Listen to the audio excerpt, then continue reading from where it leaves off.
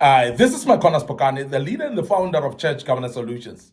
We are teaching today about understanding the duties of ministry. Understanding the duties of ministry. As I said, we are speaking to ministers of the gospel, visionaries, pastors, and associate pastors. We're speaking to leaders of the church. And we are restoring godly order in the house of the orderly God. And we are saying you need to understand the duties of the ministry, that it is not only confined to the pulpit. The duties of the ministry is not only limited by the pulpit work or the glamour of the pulpit. There's much more than that. The other thing that we want to present to you that you need to be aware of as part of the duties of a ministry is you need to be a model of spiritual virtue. As a minister, you need to be a model of spiritual virtue. Now, remember, when we are saying you are a model, we mean that you must be looking exactly like you say. When people look at you, they must actually see you modeling the spiritual virtue that you're speaking about. They must see you actually being an example of what you're teaching about. They must see you as somebody that they can look at and therefore model that, because you're modeling the spiritual virtue. So that's very important that we emphasize that as part of the ministry work. For you to see that ministry is not only about the pulpit, it's much more than that. It's beyond the pulpit. And that's the reason that we want to emphasize that you need to model the spiritual virtue. Now, Paul exhorted Timothy, let no one look down on your youth for your youthfulness, but rather in speech, in conduct, in love, in faith and purity, show yourself as an example of those who believe. And you find this in the book of 1 Timothy chapter 4, verse 12. And the reason is because Paul wanted Timothy to understand from the beginning that he might have seen him preaching on the pulpit and people clapping hands. He might have seen him preaching on the pulpit and people liking the way he presents the gospel. And he's saying to Timothy, it's not about that. It's much deeper than that, because you need to really make sure that you present yourself, or rather, in speech, good speech. You must speak well. You must speak actually things that need to be spoken by a man of God. You need to speak like a man of God, Timothy. You need to speak and guard your tongue. You need to make sure that you speak accordingly, because there are things that you cannot speak as a minister. There are things that you cannot talk as a minister. You must actually guard your tongue. That's what Paul says to Timothy. And we want to emphasize today that it is very important for us to understand that's the duty of a minister, to make sure that you guard how you speak. You become careful of how you speak, because it's very, very important.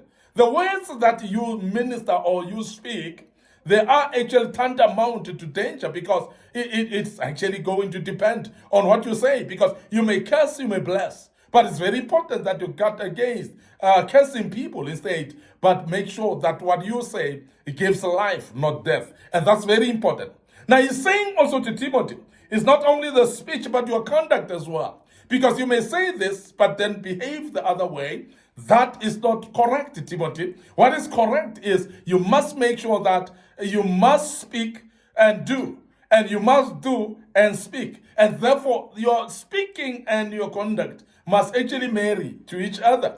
They must actually align and become the same thing. And that's very important. And Paul is teaching Timothy this, that these are duties of a minister. These are duties of the ministry. You cannot actually think that you end up on the pulpit. He says not only your speech and your conduct, but the love for people of God.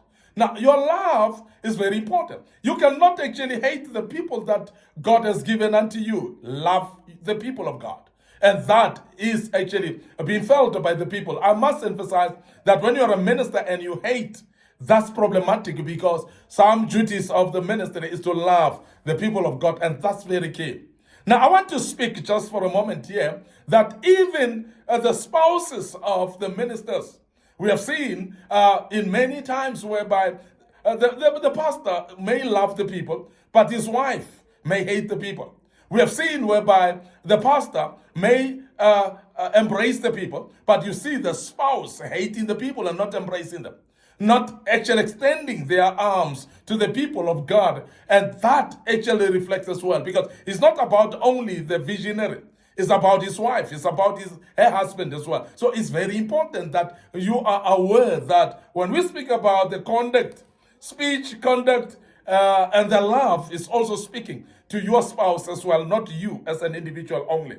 Now Paul is saying to Timothy, you must be a model. You must be an example in faith as well.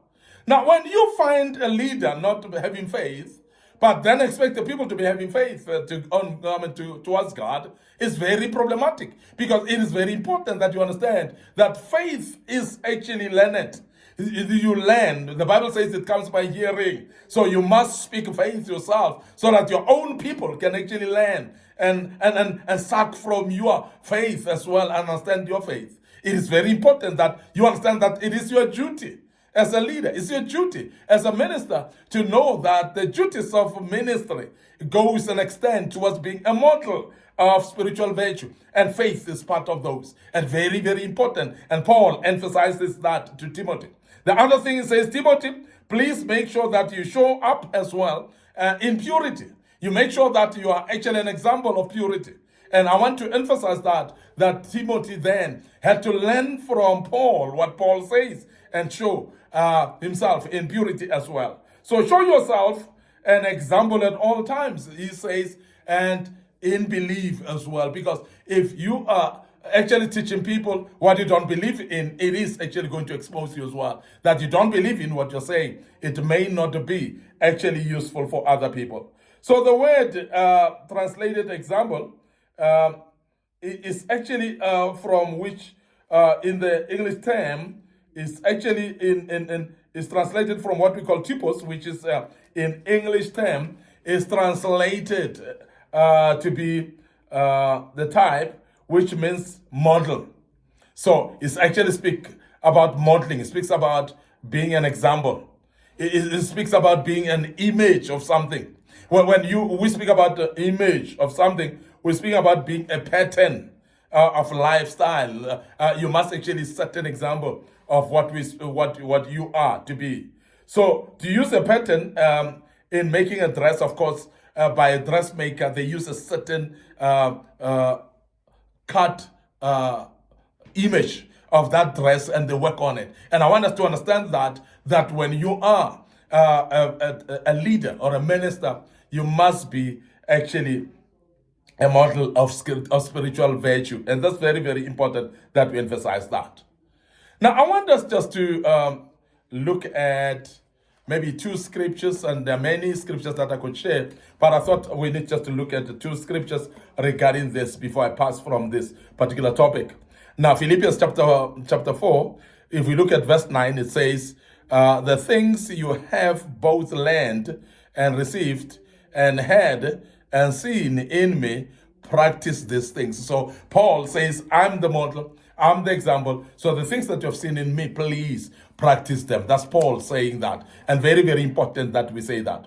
Now, the book of 2 Timothy, chapter 1, verse 13 says, retain the standard of sound words which you have heard from me. So Paul also emphasizes that the words that he has shared are actually sound. And they must actually model that and follow that which he says, because it's very important because he was modeling exactly that which he wants them to follow. Now, the other thing that we want to present as you understand what we call the duties of the ministry is that you need to understand that you need to have a thorough biblical ministry. You must have what we call a thorough biblical ministry. And I must emphasize that a thorough biblical ministry is much deeper than just holding the Bible and going to church. It's much deeper than that. Now, the Bible says, Paul said, until I come, when he was telling Timothy, he says, give attention to the public reading of scriptures, to exhortation and to teaching. And that's found in the book of 1 Timothy chapter 4, verse 13, because it's very important as well that you have thorough biblical ministry. Now, it must be understood that when you're a minister, teaching should be something that you master well. Teach the people. Make sure that you exhort the people, you encourage the people, you inspire the people through the word. But that you can only understand when you know the word very well. And we want to emphasize that as well. So in the book of 1 Timothy chapter 4, verse 13, Paul emphasizes that to Timothy because he understands that it's very important that you become a commentator of the gospel, a commentator that you comment on the Bible more clearly to the people that they may understand. Because remember that reading the word must be encouraged unto the church, must be encouraged unto the people. They must read the word. And very, very important. Now, also, we speak about exhortation. Exhortation is that the leaders of the ministry or ministry leaders, pastors and their associates, we speak about elders as well. You need to be able to exhort the people. Exhortation is very important. And also, understanding of the word will actually help you to be teaching the people. Because remember that as a leader, you need to be a teacher of the word. So it is a must to be a teacher of the word. It is very important that you become a teacher of the word. And therefore, you cannot be a teacher without understanding the word yourself. So therefore, make sure that you become then somebody who is actually understanding the word. Be thorough. Be a thorough biblical, you must have a thorough biblical ministry. So whereby you understand the word very well, you articulate it, you can teach it, you can actually use the word to exhort people, to encourage them. Very, very important. And we cannot overemphasize this one. I want to end up here today, your host, MIcornus Phokane. Remember, I'm the leader and the founder of Church Governance Solutions. We are here to basically restore godly order in the house of the orderly God. And before we check out today, we want to remind you of our social media platforms, particularly our Facebook pages, Church Governance Solutions. So please follow us there, like the page. And my personal Facebook page is MIcornus Phokane. So you're welcome as well to follow us on my personal Facebook page. Do post actually this type of videos there as well. Don't forget our YouTube channel. It is under Young Men Empowerment Forum. So please subscribe to the YouTube channel. Click notification button so that you may be notified of these great teachings. Don't forget also our TikTok account as well. It is there available for you. Like it, follow us on it, and the good Lord will bless us to do that. Until we meet again tomorrow with part 5 of this great topic. And may the good Lord bless you and allow us to check out right here and say cheers for now.